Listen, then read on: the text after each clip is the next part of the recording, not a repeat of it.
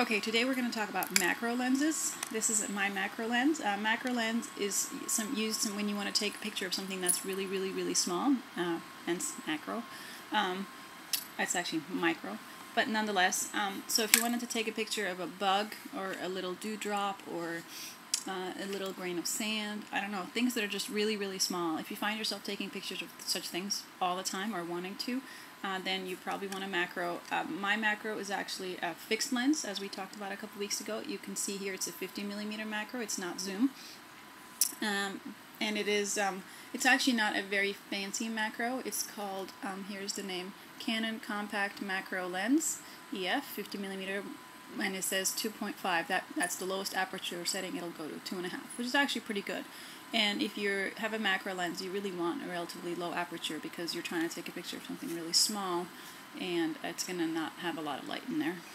So a macro lens is something that I find when I was a beginner photographer, I always thought it would be the coolest thing to have, and that I would want to take lots and lots of macro shots. Wouldn't it be cool to take pictures of bugs?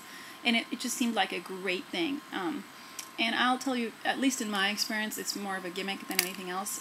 Maybe it's because I don't have an incredibly expensive macro lens. It's possible that if I spent like over $1,000 on a lens, I would probably get really great macro shots. And I do know some photographers who take incredible shots with a macro lens, and I'm not saying you can't. I just think for an everyday photographer, a normal person who wants to take like typical day shots, you rarely ever use your macro, and I don't really think you need one. And most of the really good macros are incredibly expensive, and I personally don't think they're worth it.